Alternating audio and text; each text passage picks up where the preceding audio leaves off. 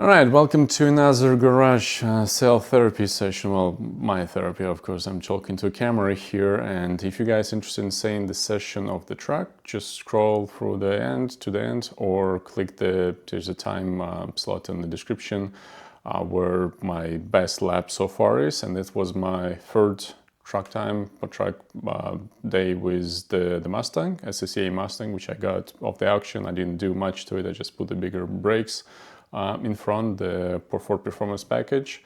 And compared to my second day there, so my second event, I did shave almost 2 seconds, which feels really good, and most of it into faster for the corners. I'm getting some carrying more speed for the corners. It's what I learned from my apps. I do Garmin with the Race Chrono. Race Chrono was my favorite. It still kind of is, but I really started respecting Garmin Catalyst a little more when I saw that they do have the optimal lap, which I think great information, because if they do it correctly, and I assume they do, it's like similar to what you get in the sim racing and iRacing, for example, when you have the segments of the track, and when you do time in each segment, it puts together your best times and shows you optimal lap, because sometimes you do turn 1 to 3 perfectly, and then you screw up in the turn 5 and 6, and your overall time is slower than it could be if you put your best, not somebody's, but your best effort there together. So seeing my potential there is really good, and what I did on the track was 1:26.56. Again, almost 2 seconds, not exactly, but I think 1:28.2, I'm sorry, was my best before on the second track day. So it's still significant improvement. And really cool to see it, but I'm still see that I'm over a second away from my optimal lap, which means that I'm still missing consistency in it. I'm kind of within the similar numbers, and I'm a group 2 out of 3 we have. I'm in the Motor Enclave, that's where the track is, and it's a pretty cool actually. What we do have a club which is limited to 100 people. I think there's still space there because I see fresh faces join us time to time, rarely, but sometimes. And it allows me to use the track almost every Sunday, I think like 50 Sundays a year, something like this. So it's kind of a lot of seat time for somebody who needs to get some skill going when I'm already kind of not my teens, where it's perfect time to get some racing skill, but at least now I'm getting to it. Seeing optimal lap is definitely helping. It means I need to get at least to this time consistently. My next goal will be to at least reach maybe once per session the time which Garmin projects as the optimal lap. And then my second goal, of course, will be to run consistently with this time if I go lap after lap. And, it's not always going to be that consistent because, again, we have traffic there. So because I'm in the group 2, we have only 2 zones we can pass, and it's a pass by and the 2 zones. And sometimes it slows you down because, not because I'm getting a slow car in front of me, but because I need to slow down, let the car faster car behind me, which is in most cases what's going on. So my laps is not always consistent when I can really just dedicate myself to getting the best time. It's not happening too often. So again, my first goal right now would be really just reaching to once per session, which I think we have 3 sessions. Well, not think, I know we have 3 sessions every time, unless there's a red flag for whatever reason. And then I'm getting around like roughly 9-10 laps per session. So once per session getting to this time would be the goal 1. Goal 2 would be being as consistent as possible with this optimal time. Again, this is me building skills. Can it be better time? Well, of course, there is a better time than that, but step by step, we'll see. But the biggest challenge, and I understand that I knew there would be the challenge because I bought this Mustang as the challenge to myself, because I could be a spoiled kid. I could tell myself, what, our team giving up the M4 because it was overheating on the brakes and kind of needed a lot of investment to make it like a proper truck car. And I don't know if it could be a proper truck car because it's a long convertible. There's a lot of play in it. So I can just go from there to go Porsche 718. Same SCCA Club spec, just different car, double dual clutch transmission and always the paddle shifter. forget about all this, you know, the downshifting with the heel toe.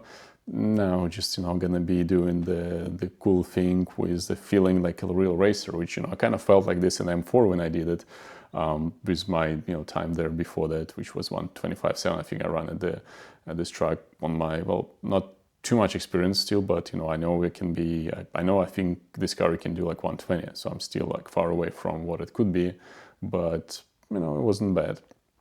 And it felt great, you know, with all the power shifting and all the sound, like, you know, when you go through every gear.